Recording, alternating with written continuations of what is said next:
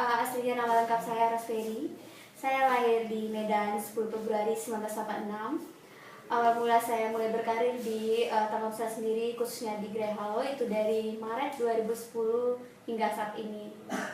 Untuk awal bekerja, saya ditugaskan sebagai aktivasi dan validasi untuk di Gerai Halo sendiri. Hingga 2014 November kemarin, saya pindah jabatan sebagai customer service. Sebagai validasi dan aktivasi, banyak pekerjaan yang sudah saya dapatkan, pengalaman yang sudah saya peroleh, yaitu baik dari segi luar ataupun dalam. Banyak perkenalan, banyak pengetahuan yang saya rasakan.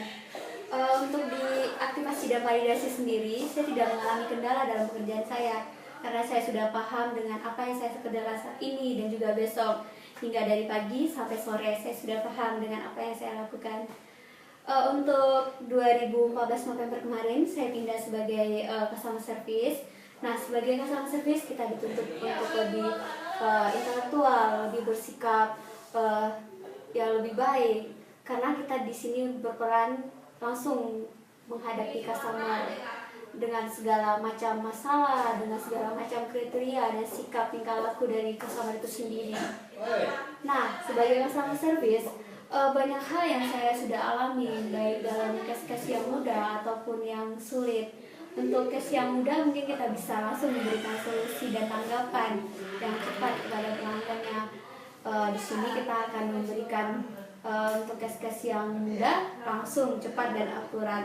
Beda dengan pelanggan yang komplainnya berat ataupun masalah dengan parameter dari pelanggan itu sendiri. Nah, selama sebagai customer service, case yang sangat berat saya alami adalah yaitu komplainan pelanggan, masalah tagihannya. Nah, untuk urusan masalah tagihan atau berurusan dengan hubungan duit, setiap manusia, setiap individual pasti merasa sensitif ataupun merasa beban dan berat jika itu sangat merugikan dari pelanggannya sendiri. Pada tanggal 25 kemarin, itu Maret 2015, pelanggan datang kepada saya dengan membawa case masalah tagihannya yang dia rasa cukup tidak sesuai dengan pemakaiannya. Pelanggan merasa terbebani dengan tagihannya yang sebelumnya. Untuk tagihan awalnya, pelanggan merasa itu biasa-biasa saja. Tapi setelah ada penawaran dari call center untuk penggantian paketnya, pelanggan ditawarkan untuk beli paket ke Halo Fit yang 250. Di sini pelanggan menggunakan paket yang smartphone. Sementara pelanggan itu sendiri tidak menggunakan handset atau tipe telepon yang mendukung untuk koneksi internetnya. Pelanggan di sini saya cek hanya menggunakan untuk paket bicara ataupun SMS. Nah, setelah saya cek keseluruhan dari fitur-fiturnya atau dari untuk rincian tagihannya, billing cycle-nya, ternyata pelanggan berada di billing cycle 20. Nah, otomatis tagihan yang di bulan lalu untuk penambahannya sampai di bulan ini masih ada sisa tagihan di bulan lalu ke tanggal tagihan bulan ini. Nah, setelah saya tawarkan, karena melihat dari fitur dan handset yang digunakan dari pelanggan itu sendiri tidak mendukung untuk koneksi internet, saya menawarkan untuk paket Halo Fit My Plan yang 80. Yang di sini pelanggan mendapatkan 500 menit SMS, 500 menit bicara dan 500 SMS, dan bisa juga digunakan untuk koneksi internet yaitu 250 MB.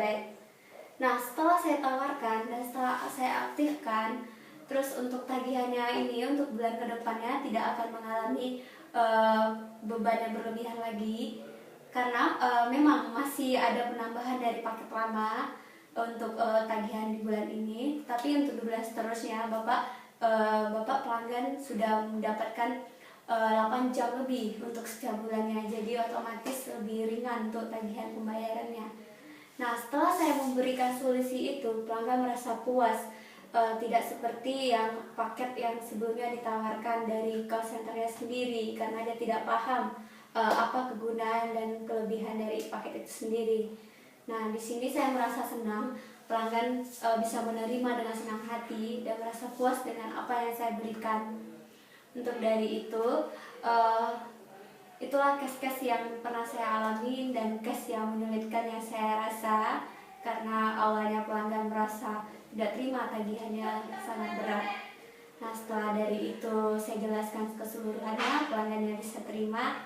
Nah, sekarang dengan senang hati pelanggannya menerima dengan paket baru. Oke, itulah case yang saya pernah tanganin dan yang pernah saya hadapin yang saya rasa sulit untuk saya bagikan atau sharingkan. Dan kurang dan lebihnya dari penyampaian saya ucapkan mohon maaf dan terima kasih. Semangat lagi.